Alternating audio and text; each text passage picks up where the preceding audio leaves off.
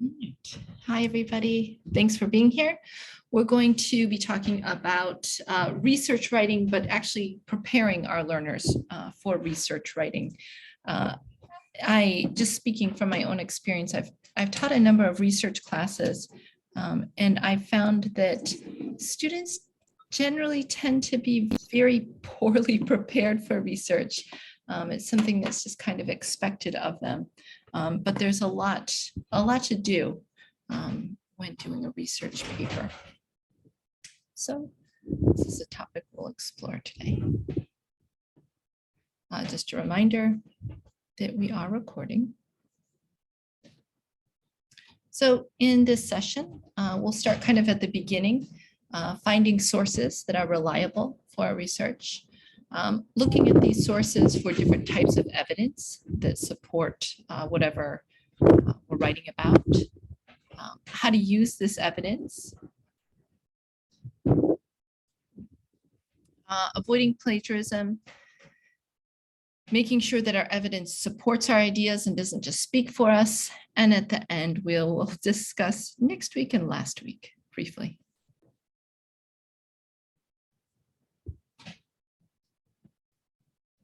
So I'm curious about your thoughts.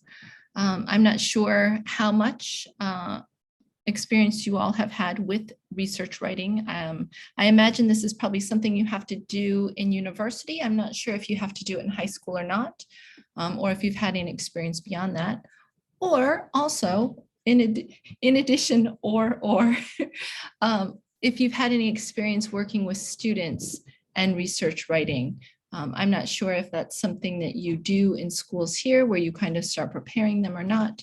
I'm curious to know what your experience is. So you can share in the chat or you can raise your hand to speak. Either is perfect.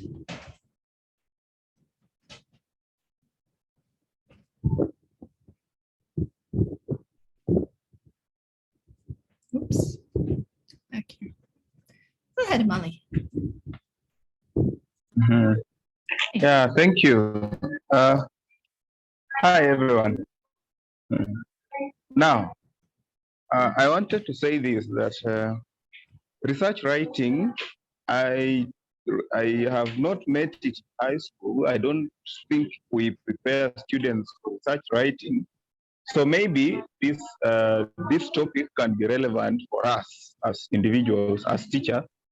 It can guide us on when we are preparing for research writing. Because of course we are scholars and we will continue in this system of education, and one day we will need to write a research.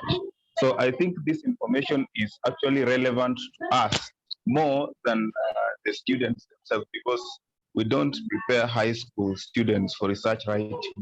The only thing that we teach them how to write are, I think, imaginative compositions and essay writing. But research writing in English, I'm not sure. Maybe if it's there in other subjects. Fine. Thank you. That's really helpful to know. Thank you, Emily. Good. Does Amali speak for all of you? Do you have different ideas, similar ideas? Please feel free to share.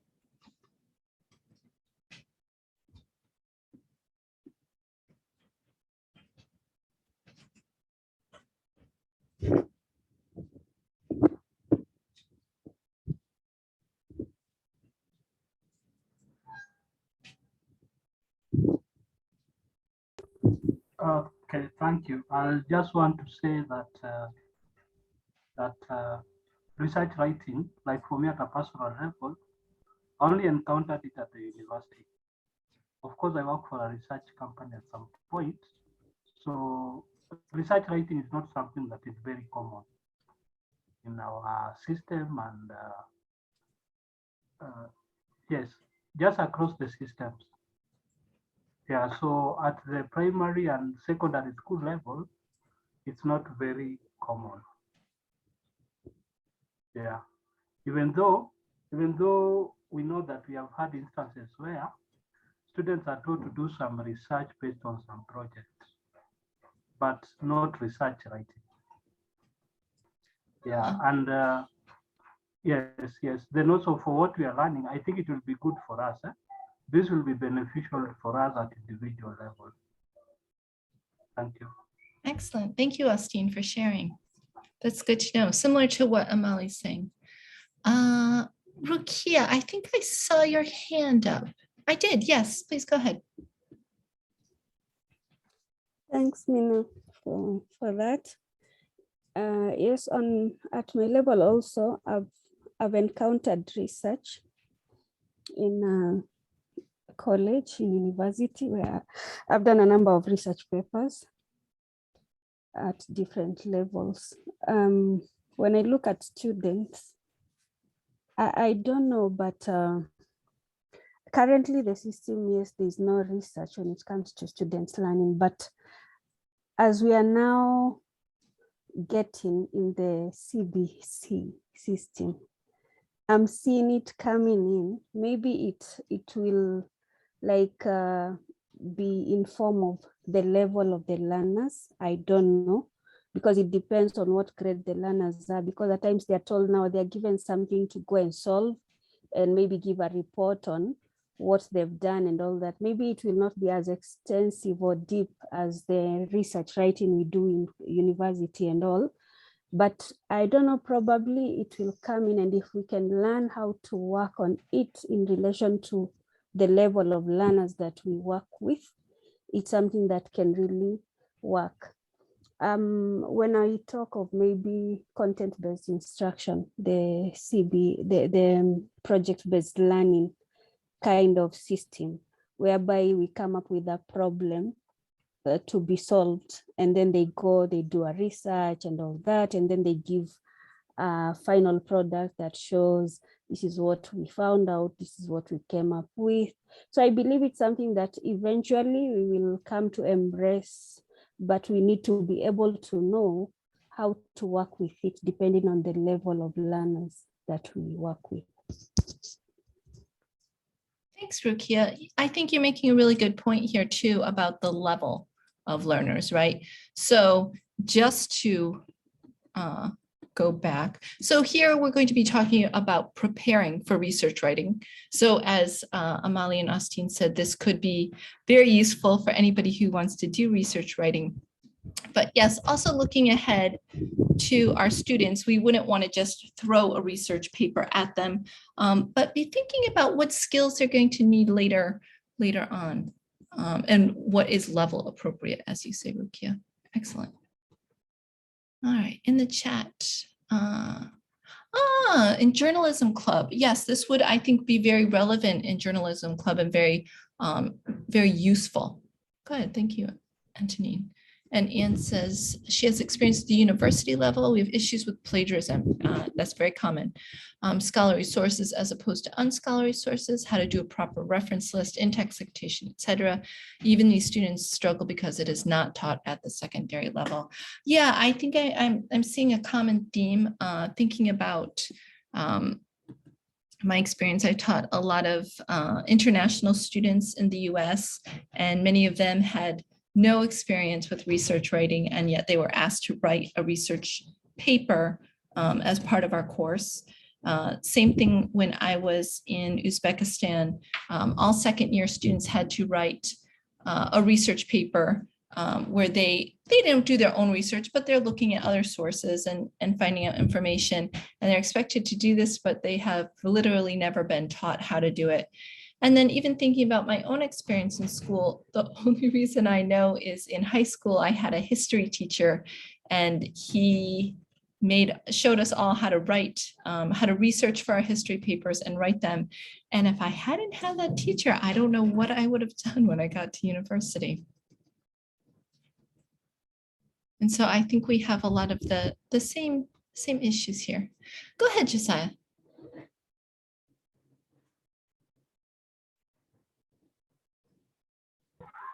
Yeah, I think research writing is one of the best way for learners at high level to share, to express themselves and also to give originality of their work. Thirdly, in most parts of the world, Most my students choose to give out their work, even a research paper to be done for by somebody else, which now, when it comes to this, some people are trained to train others how to go through the processes of to be examined, and then they can go through without the examiners noticing any problem. So one of the challenges we have some work which has been done, research work has been done, written, and in other bookshelves and whatever, and it is not original. Well, it's not so in many. Okay, it is a big. I think around 20%. From my experience, when I was going through my masters, I saw some people trying, people writing, it's like a business. So sometimes I think it's not even in Kenya, because even other countries like US, we have guys who are writing work for people abroad. In Kenya, people are in Kenya and they are writing for somebody abroad and send them. Because what the I mean, I think there's corruption. I think that's kind of corruption in academics. Thank you. That's a challenge. Thank you very much. Thank you, Josiah. I think you made a couple good points there. Early on, I think you kind of were making the point that research writing pulls in so many different skills, and is a chance for students to highlight their abilities, but also I think it's very challenging because there's so many skills necessary. And then, yes, this other issue where because research writing is so challenging, those who can do it are kind of in a special position where they can write for others. But those who feel it's too challenging, they have to rely on others to share their ideas. And we can think of research writing as being an academic exercise, but ultimately, the kind of writing that we use research writing for is what we use to publish papers in our field, share knowledge and things like that. And so if research writing is something that we are not comfortable doing, we're a bit limited in terms of our careers, what we can do in terms of sharing our knowledge, issues like that.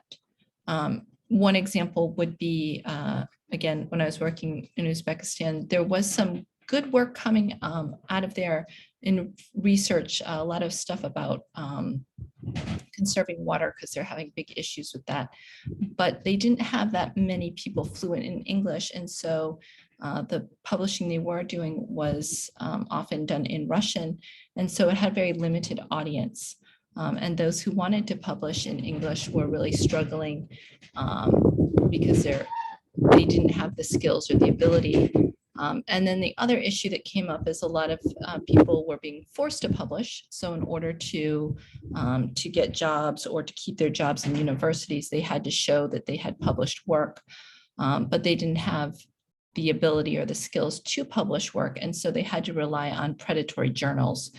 These are journals that will publish anything if you pay them. And so they are really just taking advantage of people and not sources of credible work. And so it was really undermining all of the efforts. So in a nutshell, just kind of a basic overview, what are we doing when we're research writing? Well, the first thing we need to do is we have to select a topic and develop a research question. And I found that even here, a lot of my students were struggling. Their topic would be very broad. And when I told them they needed to have a research question, they weren't really sure what I meant. So you're researching, so you're searching for something. And basically you're searching for the answer to a question. So for example, and this is not a serious example, but it's the example we're going to use throughout today's session. We're going to be talking about dogs and cats. So for example, if my research question is, are dogs better than cats? And then I will conduct my research to find the answer to this. And usually when we're doing research, we probably have some idea of what we think is the correct answer. Sometimes maybe we need to do some preliminary research to do this, but after even a little bit of research, we probably have some idea of what we think the answer to the question is. And this basically becomes our thesis statement. Our thesis statement basically answers the question, are dogs better than cats?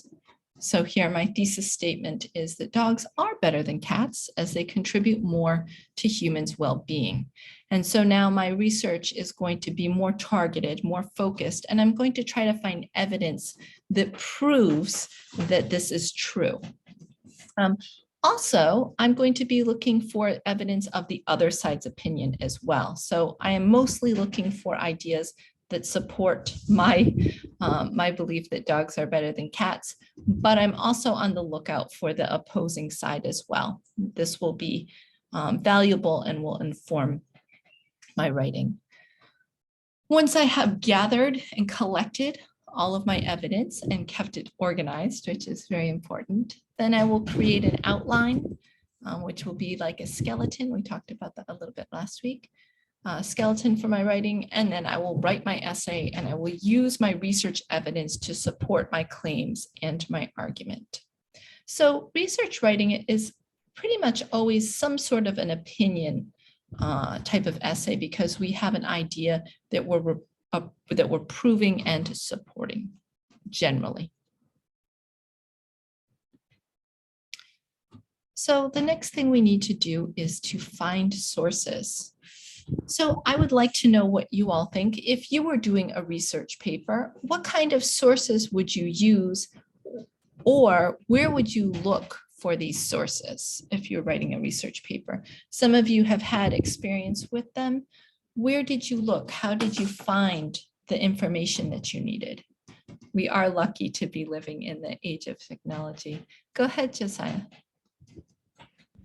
I think you've just used one of them, the technology, the modern one, through the internet.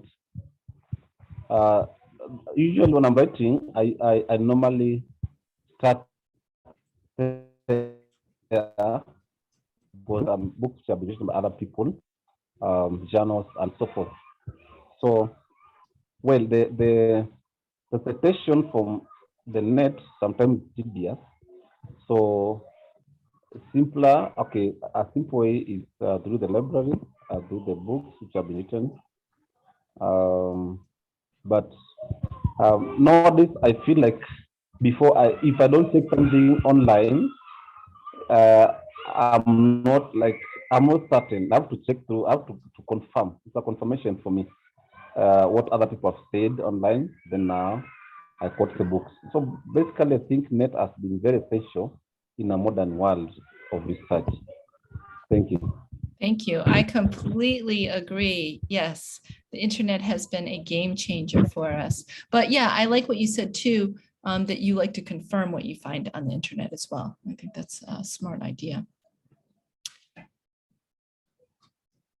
Let's see. So David agrees with you. Internet books and journals. Interviews with an expert. So primary research or use of a questionnaire to sample the views of those who keep cats and dogs. Excellent. Those would be great ways to do this. Wonderful.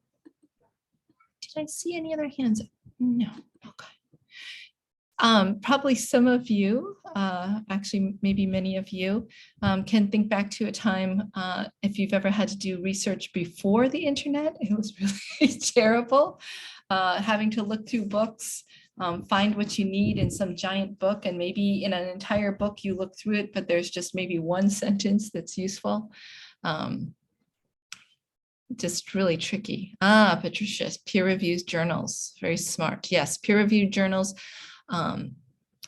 Patricia, I don't know if you can or would like to tell us what makes a journal peer-reviewed? What do we mean by that? And then Leonard is adding literature and the internet. Molly, go ahead.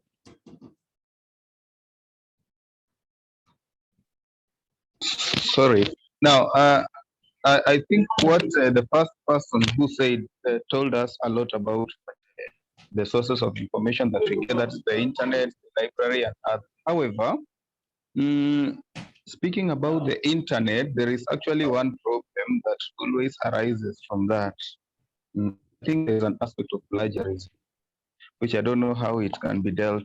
It's something that is that really actually is a hindrance to research writing. So somebody can just come up with a topic. Maybe I want to write research about cats are better than dogs. And then when I look at the internet, I find, wow, there is a material about the same. I just copy and paste. You see, it's even making some research not to be authentic as well. That's a good point. Yes, there's always been plagiarism, but plagiarism was much harder in the past when you had to handwrite what you read in a book. Now you can just copy and paste, and there you go. Yes, it's never been easier to plagiarize that way. You're absolutely right. That is an issue.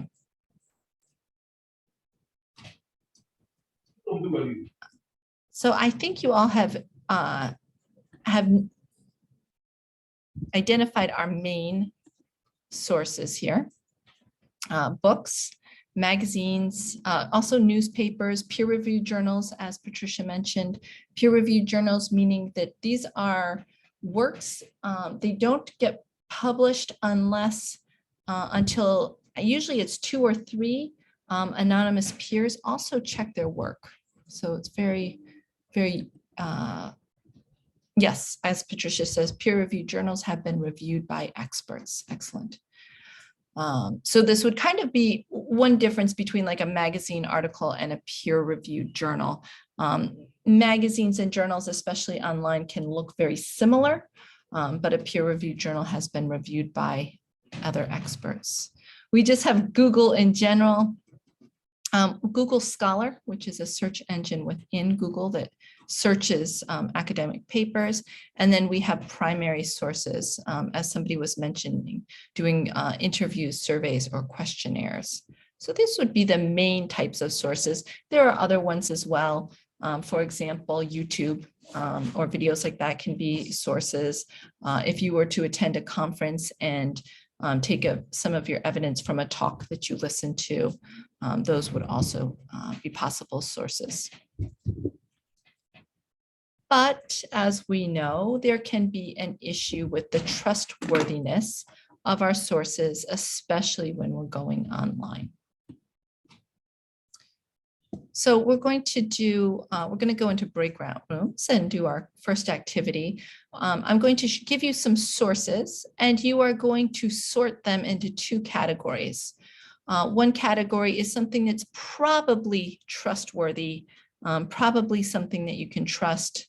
And the other one is I'm skeptical, meaning maybe it's okay, but you're going to want to look a little bit deeper before you use it. So you're going to sort them into these 2 categories, usually trustworthy and skeptical. And notice I put usually because in life, nothing is ever 100%.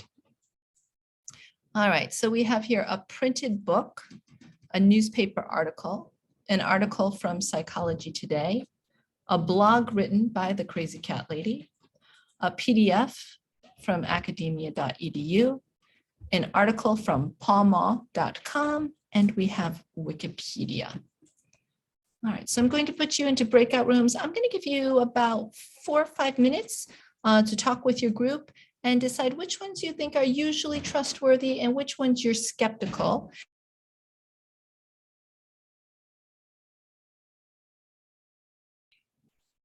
Hello, sorry, I disappeared with my internet. I don't know what you heard me saying, but these are the sources. You'll put them in these 2 categories, remembering that I'm skeptical doesn't mean that it's necessarily bad. It means that it's something you want to look a bit closer at. All right, so we'll have about 4 or 5 minutes in the breakout rooms to sort these. Okay, I have 5 rooms, and I'll keep this open so that you can see it.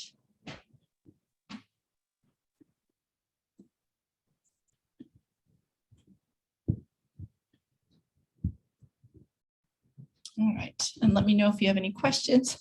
I'll make sure that people are in their rooms in case they get kicked out.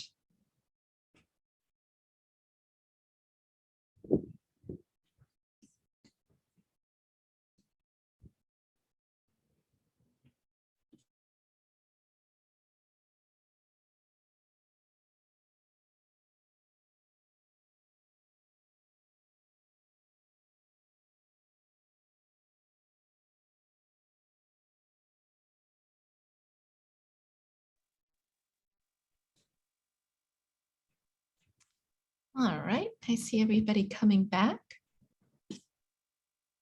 So which of these would you consider to be probably or usually trustworthy? Anyone wants to volunteer through the chat or by raising their hands? Which ones are usually trustworthy? Or probably trustworthy? Go ahead, Josiah. I think I'm too vocal today. But anyway, let me continue. For my group, we are group 1, and we about the print we almost trustworthy. The newspaper article, we agreed that it is not. We are skeptical about it. This because some others may not be authentic, or they may have their own reasons to publish. So that one he said we are skeptical. Article from Psychology Today depends. So also skeptical. Blog written by Crazy Cat Lady. This Crazy Cat Lady don't know how it is. So not that we don't know that the author. So we are skeptical. We were skeptical also about it. PDF from academia.edu. So this one, because it's academic, it's online, accepted by the publishers. So somehow we said it's trustworthy. Then article from popo.com. We are 50-50 there because Popo, we don't know the website, so skeptical. Then Wikipedia, mostly trusted, so trustworthy. So that's what we came up with. Okay, Thank you. thank you for sharing. I see some other hands up. And Molly, go ahead. Yes, I think we tend to agree, though in our group we were somehow, some of the information we were not in agreement, all of us, because some were saying trustworthy and not. But let me just mention a few. Print book, I think we said that it's a trustworthy source of information. And then we have article, newspaper article. From my own point of view, I said it is a skeptical one because some others might not be authentic. However, some group members said that it is trustworthy because some people write articles based on research that they do. You don't just wake up and write an article, but they have to find for sources. And then article from Psychology, that one is a trustworthy material. And then a PDF from academia, it's also trustworthy because it's actually academic material, so it's trustworthy. And then we said the blog written by the Crazy Cat Lady, it's skeptical because we even don't know that Crazy Cat whatever. And then we have which one did we say? In my own point of view, I think Wikipedia, I am skeptical about Wikipedia, although we did not discuss that. I am skeptical about Wikipedia because this is the reason that I have. Sometimes when I look at Wikipedia, there is an option that you can edit some material. So come to think of it, if I go there and edit and write my own things, so that one will not be actually trustworthy material. And then lastly, article from pomao.com. I have never had such a thing in my life. So I think that is a skeptical thing. That's my own point. Thanks for sharing, Amali. I like that you said there was some disagreement in the group because nothing is for certain. All right, Yeah, so sure. Actually, we had some I think that's normal. All right, so Anne says, for us, we said newspaper article is usually trustworthy because of the rigorous journalistic standards before a paper is run. Yes, that is the ideal. Patricia says, Wikipedia, in my view, isn't a reliable source of information because anyone can publish on Wikipedia. That's a very valid point. LPAC, who I think is Austin, says, feature newspaper articles are researched. Yes. And Psychology Today, I believe, is written by medical experts. Okay, I see some good reasoning and some good support for these claims here. Okay, so the ones in black are usually trustworthy. It doesn't mean for sure, but usually they are.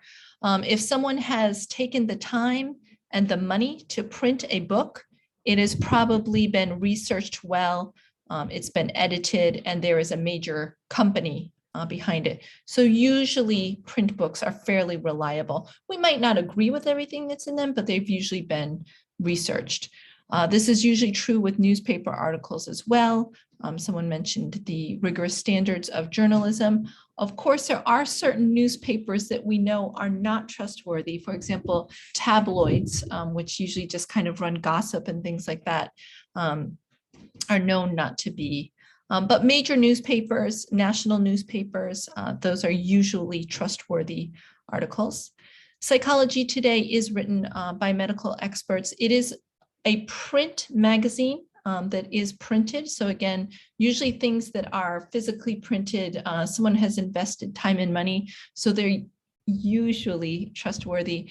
So if you find it online, Psychology Today is available online as well. It will just be an online version of the print one. But that's something you wouldn't know right off the bat. It's something you would probably want to check first. We have a good giveaway. The crazy cat lady is crazy, so probably we shouldn't trust her. It's a blog as well, so that's another reason we should be skeptical. Anybody can write a blog. There are experts out there who write blogs, and those blogs might be great sources, but anybody, a 12-year-old child can write a blog. Maybe the crazy cat lady is a 12-year-old child, we don't know. So that's something we would definitely be skeptical of. The PDF from academia.edu is probably trustworthy. When we look at the ends of websites, if we see .edu and .gov, those tend to be reliable sources. .edus are put out by universities, and .govs are put out by government organizations. I would also be skeptical about this article from pawmaw.com. .com means it's a commercial website. They probably are trying to sell something, and so we should be skeptical.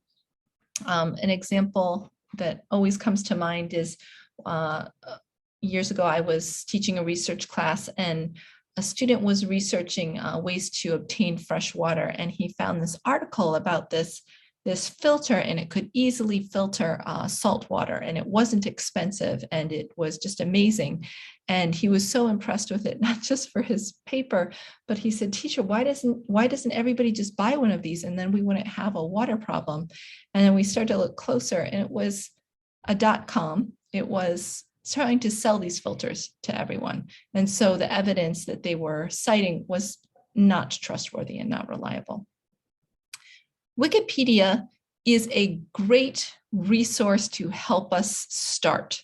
It's a great place to go for pre-research when we're trying to figure out a little more about our topic before we go deeper.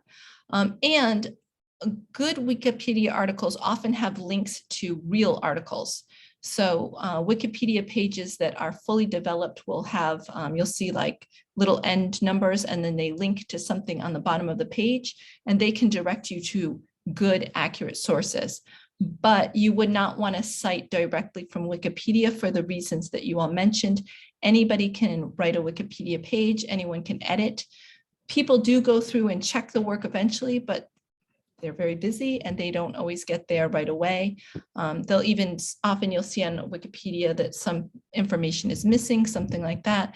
And so if you were writing a research paper, you would not want to have Wikipedia on your reference page, but it is a helpful start. It's just not your final place to look.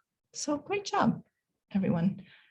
Thought that was, you did a great job sorting these, identifying them, and also giving your reasons as well, which is most important.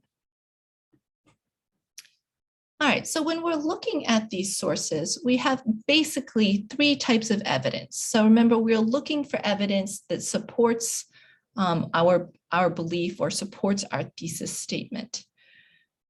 The examples in here are all fake. I made them all up, so please don't go around thinking that well, I do think dogs are better than cats, but not for these reasons. All of this is fake. All right, so the first type of evidence is sometimes called statistical evidence or facts and figures. So these are proven statistics or facts. So if I told you that studies showed that dog owners are 58% happier than cat owners, that would be very good evidence for my point of view. Unfortunately, I just totally imagine that.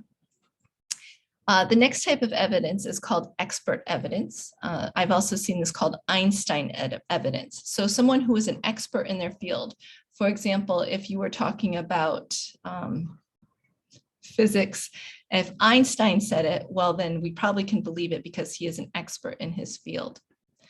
So for example, statements made by experts in the field. Dr. Hepburn, head of veterinary studies at Auburn University, stated that dogs are better than cats or whatever. So Dr. Hepburn, this person is the head of veterinary studies. Auburn University is a well-renowned veterinary university. This person is an expert in their field. And so this is strong evidence. Finally, we have what is called anecdotal evidence. Anecdotal evidence is basically personal experience. In some ways, this is considered the weakest type of experience or evidence because it's just someone's own personal evidence. In that way, kind of objectively, it is weak, but often in our own lives, we find this kind of evidence very impactful.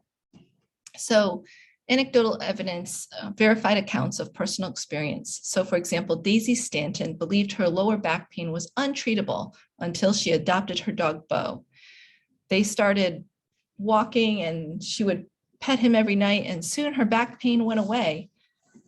We actually use this kind of evidence all the time in our lives. I don't know, for example, maybe somebody says that they became a vegetarian and I say, why? And they say, oh, because my aunt had cancer, but then she became a vegetarian and her cancer went away. Oh, really? Wow.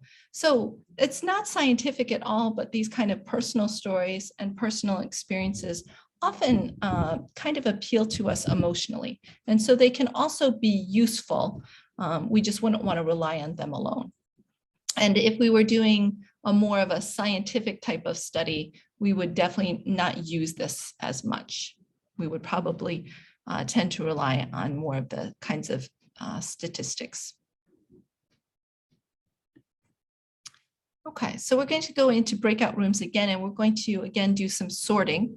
I have 3 examples of evidence here. We have, as the head of the Have a Heart shelter, this one, Dr. Riley, an anthropologist, and then here we have 73% of Americans say dogs are better than cats.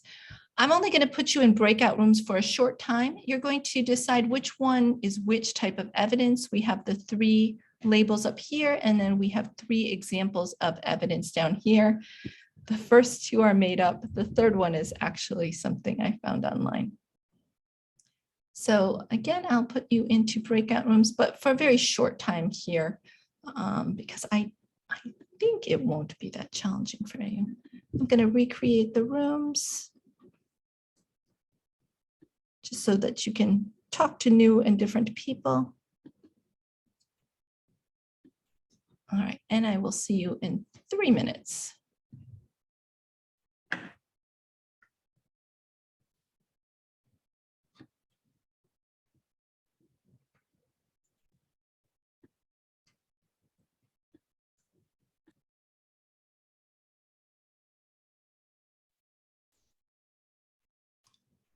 All right, so our job was to figure out which one's facts and figures, which one's expert evidence, and which one is anecdotal evidence.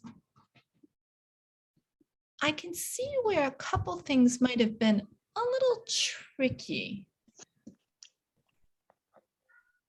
But I'm curious to see how you did.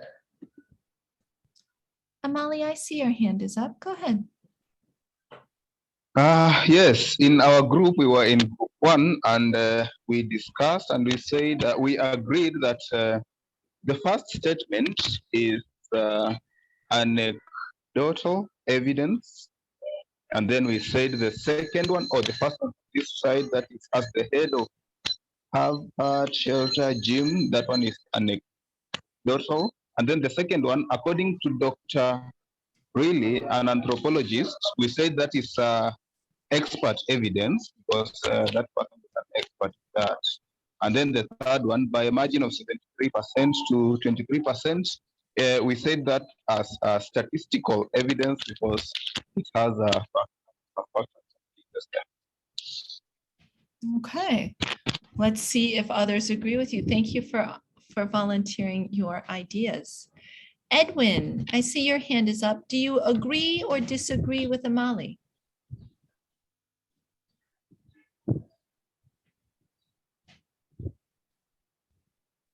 I agree with Mali. But when we began the discussion, your screen disappeared from our side. But luckily we had screenshot it. So we discussed and said that the third one, because we have the percentage and we have been given figures, so we took it to be facts and figures.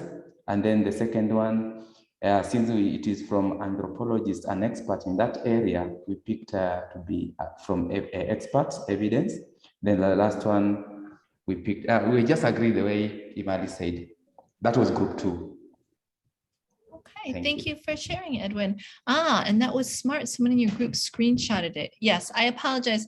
If I go into a room to help, it automatically erases the screen that is up, unfortunately.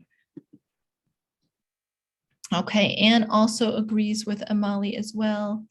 And there were other hands up, but they're gone probably because I think they agree with Edwin and Amali. Let's check it. Nicely done. Yeah, so this first one, maybe it might seem he's like an expert, but not really. He's the head of this place, but basically he's sharing his experience that he feels closer with dogs than with cats. Our expert is Dr. Riley here, who is a doctor and also an anthropologist. And we see that this anthropologist is specializing in this. And he's also kind of giving us some facts as well that about evolution. And then finally, I think this is probably the easiest one because of the numbers on it, facts and figures. And this is actually a true thing, although it is from 2001. 73% of Americans prefer dogs to cats and think that they are the better pet. Only 23 of Americans think so. All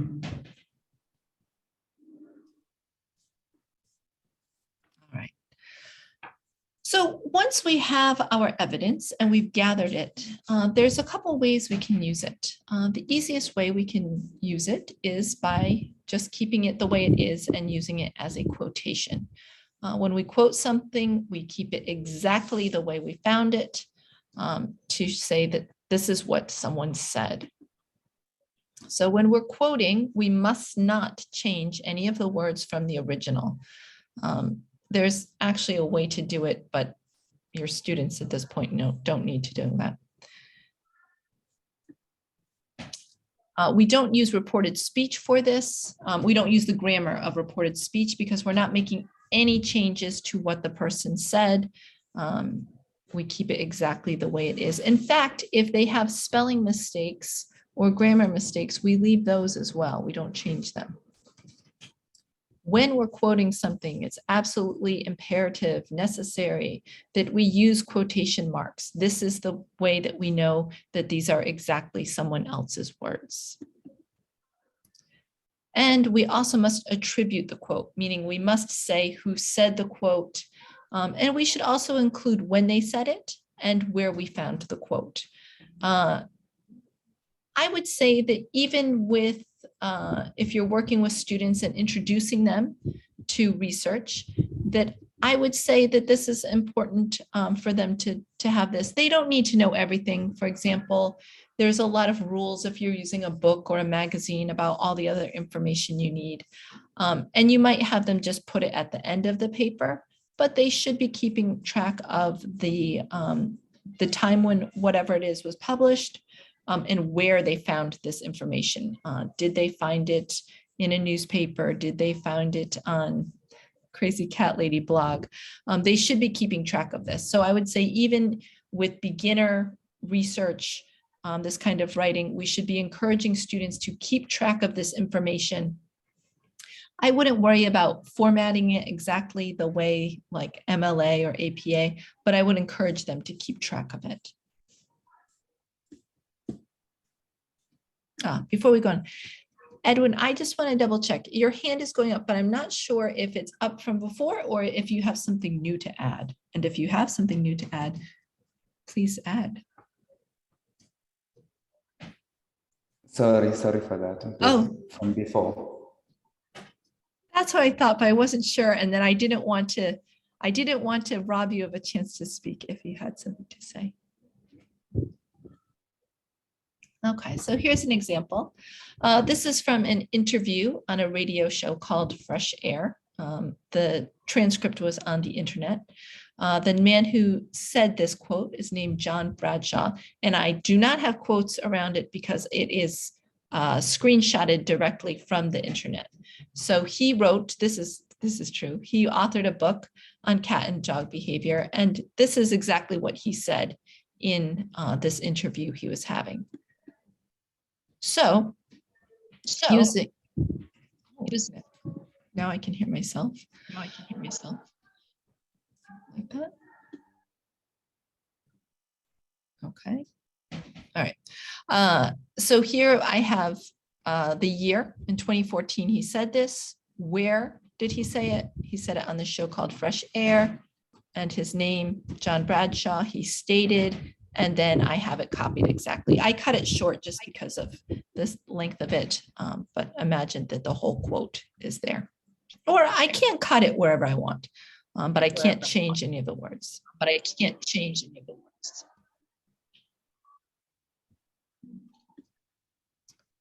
Here's another way we could do this.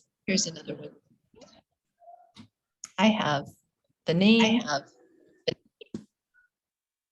I am echoing. All right. I have the quote. You have two gadgets on.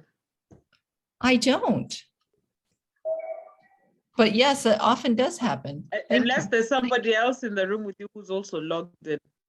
Unfortunately, no, I don't know what's happening, but thank you. You're right. That is usually the issue. Okay, so I have the author, his quote, and then I put the year at the end, and I didn't put where he said it. We'll imagine that there's a reference page where I put that information, but I have kept the information and I have kept track of it, where I found this information. So there's two examples. There's other ways we can do this as well. But the important things are that the name is there, and that I've used the quotation marks, and I haven't changed anything else he said. For beginner researchers, I probably wouldn't ask them to put the year in their writing, but I would ask them to make sure they had that information somewhere so that we're encouraging them to keep track of it. The other way we can use evidence is we can paraphrase it rather than quote it. When we paraphrase it, we put that same idea into our own words. So we change the words. When we paraphrase, we can't just change a couple words. We have to change most of the words. I've seen many students change maybe 2 words and say, it's a paraphrase. No, that is not a paraphrase. Actually, the rule is that you should not have 3 words in a row that are the same, is a general rule of thumb. Sometimes there's words we can't change because maybe they're scientific or technical words. So we can usually keep up to 3 in a row, but then the others should change. When we're paraphrasing though, when we change the words, we have to be careful that we don't change the original meaning. We want to keep the meaning, but change the words. With paraphrasing, we do use reported speech. So if the quote says, I love dogs more than cats, he stated that he preferred dogs to cats. So we would change present to past using those rules of reported speech. We don't use quotation marks because these aren't the person's actual words. We have changed the words. But still important, even if we change the words, we still must attribute it. We must say who said the quote. We want to keep track of when they said it, and we want to keep track of where we found the quote originally. So in this way, quoting and paraphrasing are the same.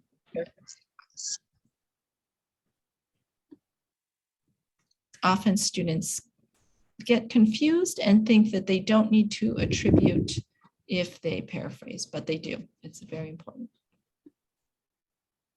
So here's the same quote, but done here as a paraphrase.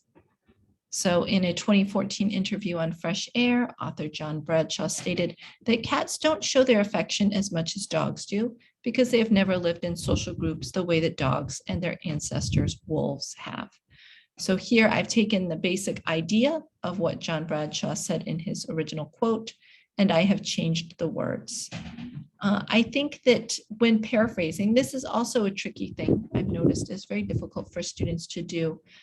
They get too much caught up on just changing words to synonyms, when really a good paraphrase captures the idea and doesn't worry so much about the structure or the words. And so I always tell students to imagine you have a really stupid friend. Your friend does not understand at all. How would you explain this to your really stupid friend? So you would take the idea and put it in your own words that's easy to understand. Oh, but before we do that, but just pointing out that still I have attributed, I've said who said the quote, I have included the year, and I've included the place I found it. If you were doing actual research writing, the place where you found it isn't necessary to put here. You would put that on your citations page. You can put it here if you want. But the year and the author are always important. But I would, as I said, I would get learners in the habit of just keeping track of that information and not losing it. Okay, so now it is your turn to do some paraphrasing. You can do this in the chat box, or if you want to unmute, you can. So here is a quote, a real quote. If a dog jumps into your lap, it is because he is fond of you. But if a cat does the same thing, it's because your lap is warmer. So imagine your friend does not understand what this means. How would you explain this to your friend using paraphrasing? And here you don't have to worry about the year because I didn't include it. And you don't have to worry about where because I didn't include it. But you would definitely want to tell me who said it and what did they say in your own words. I'll give you a minute to think about this. How would you paraphrase this?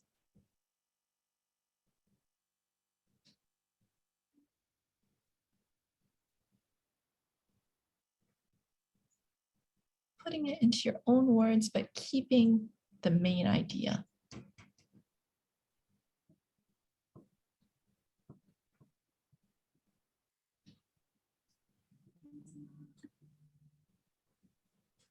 Oh, the quote is right there.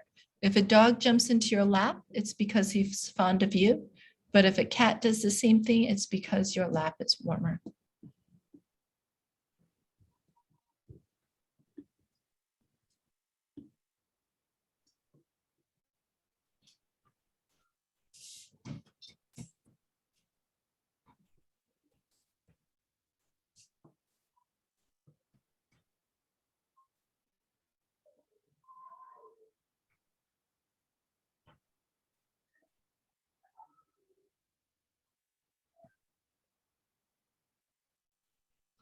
while you're thinking about this, we can also start easier.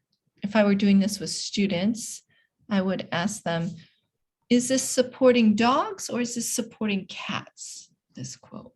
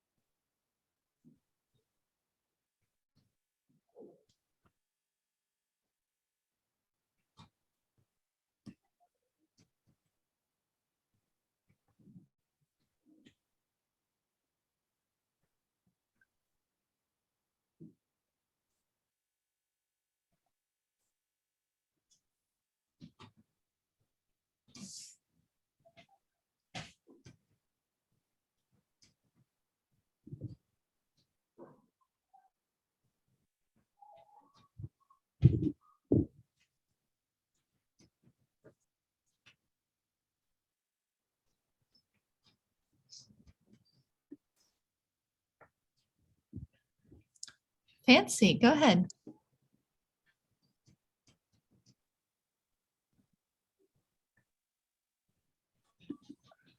Okay, I hope you can hear me. Yep, loud and clear. So let me give a try. Dogs express their love by sitting on your lap, whereas cats love warm places like one's lap. I like that. Very good. I think it keeps the main idea. The dog is coming for affection and the cat is coming for your warm lap. Very good. Good job changing the words, changing the order. Nice job, Fancy.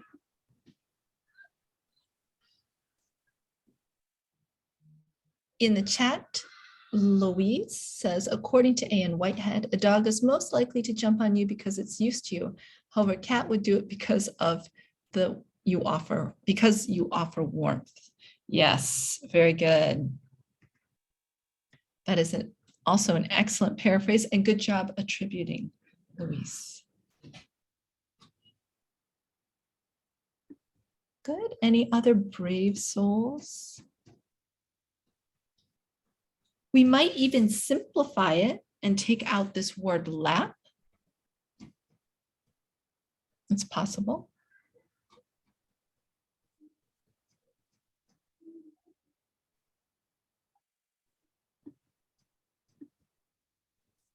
We have, according to A.N. Whitehead, dogs show their affection through playfulness, unlike cats that come to you for their own warmth. Yes, good job, Rukia. I like that last part, for their own warmth. They're more concerned about themselves. Excellent. Very good. And I see that both Louise and Rukia are using this phrase too that we often see with attribution, according to. Is a very useful phrase in showing what someone has stated or claimed or said. I see some hands up, but I cannot see who they are. Oh, I have 3 hands up. All right, Carolyn, go ahead. Okay, this is more like a statement or a question. What about if a dog jumps on your lap? Could it be because maybe it's trying to alert you with something that is going on and you don't have the mind of what is going on? And for the cat, when it jumps, okay, when it does the same thing, it could be, of course, for affection as well, but mostly when it wants to okay, there's a cat I had and it wanted to show me that it wants to get out and go like use the bathroom. So I could not understand. So it just peed on my lap.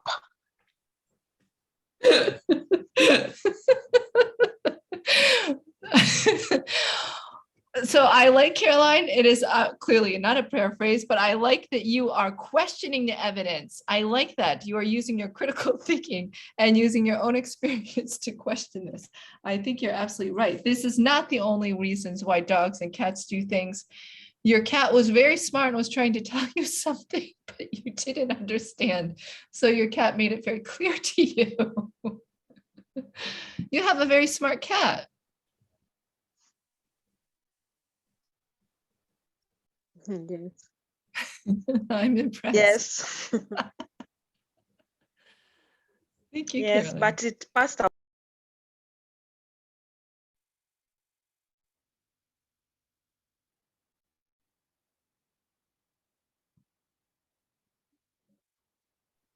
Sorry, guys. Caroline, did you say your cat passed away? Yes, it was called Ginger some time back, some years back. Oh, I'm sorry that Ginger passed away. Mm. But I'm okay. also glad you learned to understand what your cat wanted. Yes, because I literally was looking at it like it was just lying down my lap, all cuddled, all folded up. And then I felt this sudden warmth, like it's not the normal wetness, you know. So I was like, what is going on? Because it was scratching at the door. So I was not understanding what is going on. It came laid on my lap. And then the next thing was all this funny smell and the wetness. And then I was like, oh my, okay, you know. Thank you for sharing your story. Okay, you're welcome. Antonine says, A.N. Whitehead asserts, oh, I like that, asserts that dogs show their love when they jump on one's lap, but not cats who do the same only for warmth. Oh, I like how you really boiled it down to the essentials, Antonine. Very nice. Very nice. I feel like there was another hand up, but I don't see it now. Okay. Nice job with your paraphrasing. And also an amusing cat story. I have one more. Ah, 6 cats. This 6 cats and 4 dogs in 1 year. Oh, I'm so sorry, Margot. But both are warm. I do love cats very much, just for the record. For the record.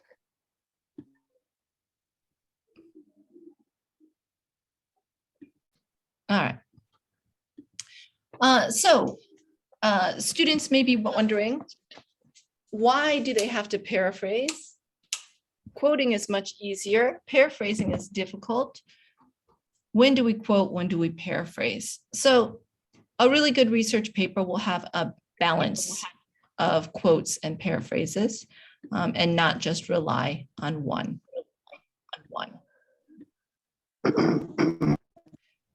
We want to use quotations when the speaker has said just the right words. Just word. We can't imagine how to say it better. It's exactly the right way, especially if it's a very famous person. We usually don't want to change their words. But paraphrasing has many advantages. You can put whatever is being said into your own voice, so it blends in better to the paper. You can also change the grammar, the length to make it fit in better to your paper. And also you can simplify ideas so that your audience, your readers can understand better. So there are many advantages to paraphrasing. And from a teacher's perspective, a good paraphrase also shows strong understanding of the topic. So plagiarism is something that has come up. We have 2 types of plagiarism. We have intentional plagiarism, people who know what they're doing. They don't want to do the work or they can't do the work. And so they are being dishonest and trying and pretending that they created something or said something or wrote something that is actually not their own. And we know that there are very harsh consequences for this. I don't know how it is here in Kenya, but in the US, if it is shown that you have intentionally plagiarized, you will be kicked out of the university It's very likely, or at least you will fail the class automatically and not given a second chance. If it turns out that you were, for example, if you were a lawyer and it turns out that you plagiarized something, you will be fired from your job. It's treated very seriously, very seriously. Fortunately, most plagiarism is accidental. It's often students just do a bad job. They forget to say who said it, or they forget quotation marks, or they paraphrase, but they do a terrible job of it, not changing enough words. And so this is a result of carelessness or oversight mistakes. It is also treated harshly in the US, not as harshly if there's some evidence that the student tried to attribute and isn't pretending that they said this or wrote this themselves. Often they'll be given a chance to fix the mistake, and the punishment will be mild, but there will still be punishment. It is something that's taken very seriously in higher education in the US and Europe as well. So if students are looking eventually, or any of us, to publish internationally, this is something to keep in mind. We want to be very careful with this, because certainly intentional is one thing, but accidental, everyone makes mistakes sometimes. So we would want to be very careful, which is why it's important to edit work and to stay organized. As you're doing your research, you want to be very careful. Where did you find your information? Now that we have computers, usually I will copy paste the website, the title of the article or whatever, and then keep everything on one document and use separate documents. That way I always know where everything came from. All right, finally, how do we use this evidence? Something I noticed often is that students collect all their evidence and then they just take all of their quotes and paraphrases and stick them into a document and say, here.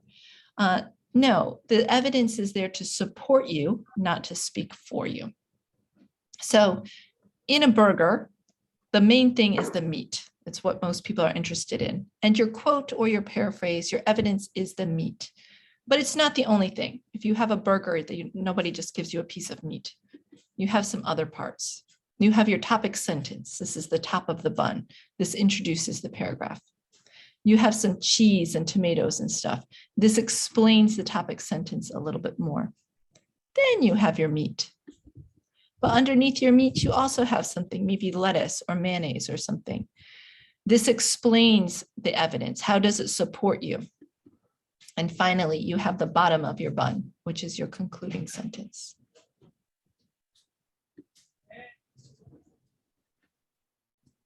So how does this work in an actual paragraph? So we have, again, this quote, or actually this paraphrase that I used. This is my meat here. And here's my topic sentence. One of the main reasons why dogs are superior to cats is that they are part of the family. Okay, next sentence will explain more about this. While the family is eating, relaxing, or playing, the family dog will always choose to be close by. If a cat is nearby, it's just coincidence. My proof: in a 2014 interview on Fresh Air, author John Bradshaw stated that cats don't show their affection as much as dogs do because they have never lived in social groups the way that dogs and their ancestors, wolves, have. Okay, so that's my evidence. How does that support my claim? This shows that while it's not necessarily the cat's fault, cats are not genetically wired to be part of any family. Dogs, on the other hand, absolutely are.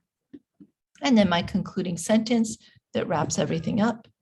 As a member of the family, dogs are obviously much better than cats, who act more like awkward roommates. So the quote itself or the paraphrase is not enough.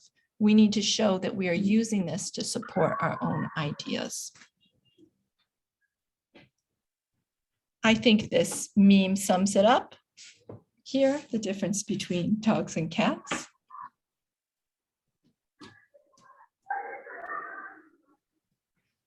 I want to take a moment here, and last week we had many technical difficulties. Some of you were able to attend, some of you were not, and then the attendance was a bit limited and also a bit short because we couldn't use my account because I couldn't access it. And we weren't able to use breakout rooms either. So I have a question for you.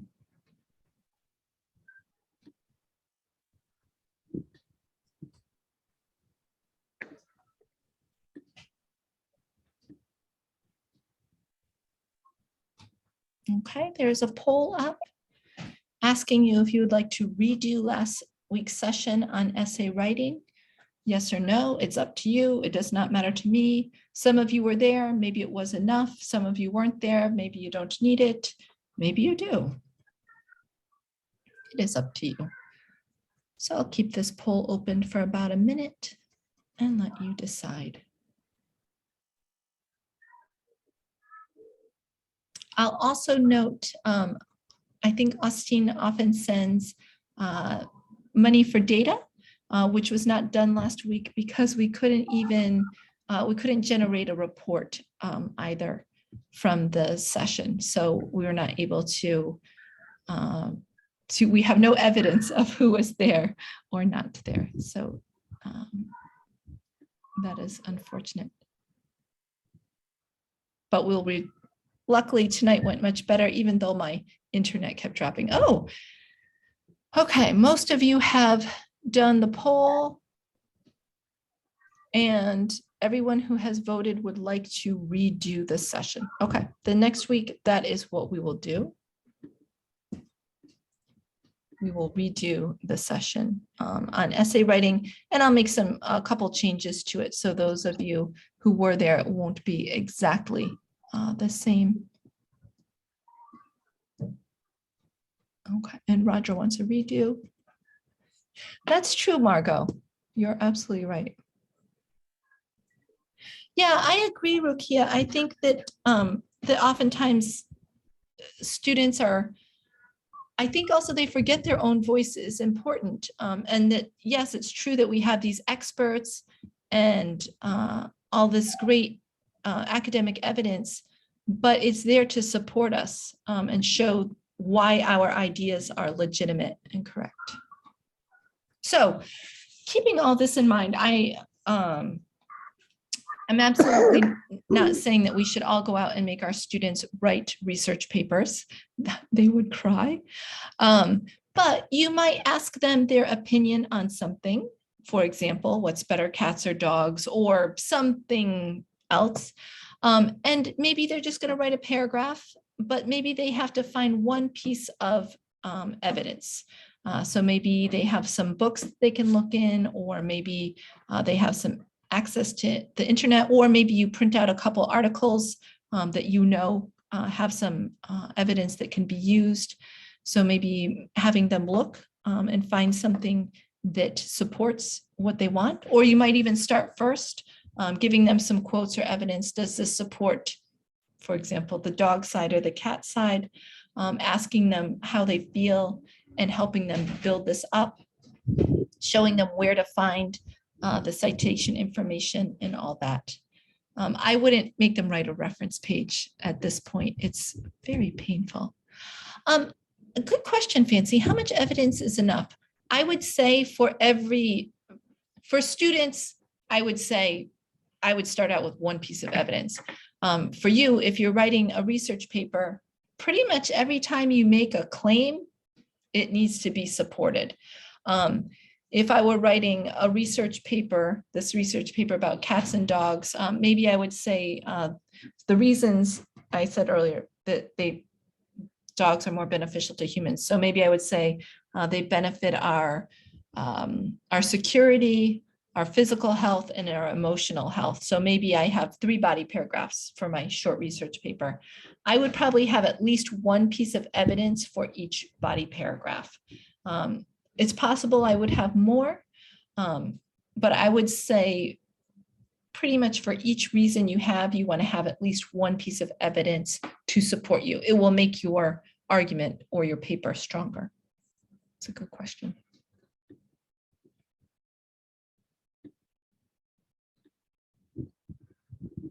So thank you, everybody, for your participation. Next time we meet, it will be July. And we have 4 sessions left in July. So reminder to those who want to do presentations for the Certificate of Mastery. So far, we have only 1 completed project for Certificate of Mastery. That would be Amali. Good job. I know that someone else has scheduled something, and I think I have somebody else coming up with something. Thanks, Rukia. But if you think you are wanting to do a Certificate of Mastery that is going to be presentation or observation, make sure you contact me or one of the LPAC committee members. If you're doing a reflection or a lesson plan, just make sure you submit it by, I think we said July 31st. And if you have questions, of course, let us know. And I think that's it. Austin, any final thoughts, words, information, breaking news? Thank you very much, Mina. And also thank you people for logging in. I just want to say that at some point I dropped out as well, but I'm back. Yeah, so first of all, I want to appreciate all those who have been able to register with LPAC. We know we have been very slow in terms of communicating with everyone, but we wanted as many people as possible to register, and we had given a leeway up to end of June, which I think is this week. So from next week, we are going to start communicating with you people and also sharing the receipts and all that. So we apologize for the long silence because we knew most of us, we also have challenges with finances. That's why we allowed it to be very open like that. But to encourage as many of you as possible to continue registering. And beginning of next month, we'll be able to communicate with you guys, give you the specific information so that you know that your membership was starting from this day, this month, and all that. So that even as we run now programs, you know that you're going to be given priority. Yeah, and also want to say that for those who are joining for the first time, I've just shared my number there. So you can reach out to me or to any of my colleagues here. I think Rukia is here. Yeah, so, or even Mina, so that we can be able to get your details so that you can be able to get to know more about what we do. Because we have a specific group, WhatsApp group, where we run everything that we do. And we wish you're going to be there because we have a lot of things we learn. And I think Margo has been a very good moderator in terms of just making the groups be very active. So maybe, Mina, we should think of also something that can motivate some of these members who really encourage the group to keep going. Yeah, but I want to thank you all, and we look forward to the next session that is on essay writing. I knew we missed it last time. Most of us were logged out. But like we say, we always have second chances. So we look forward to that session next week. So I still want to encourage those who are logging in. Try as much as possible to log in using your name. Write your name on the gadget. When you write a number or when you write Galaxy or when you write whatever, it becomes a challenge, you know. And towards the end, even as we're going to issue certificates, we might not give you a certificate because we don't know you because of how you log in. So I just want to encourage us, try as much as possible to log in. If you can with your team names, the better. But most of you, I know, but for those people who we might not be knowing and they've been logging in, please try to write your name on the gadget. So thank you very much, everyone. And we look forward to finishing this entire program. I just wanted to point out, especially for the sake of those who just joined, we started this program. This program has been running for like the last 3 years. But for this period, we started it in March. And of course, in March and April, we were doing more sessions, like we're doing 2 sessions per week. But from May, we have been doing just one session per week, which is quite okay, since I know we're also busy with other things. But we get to engage a lot on the WhatsApp platform.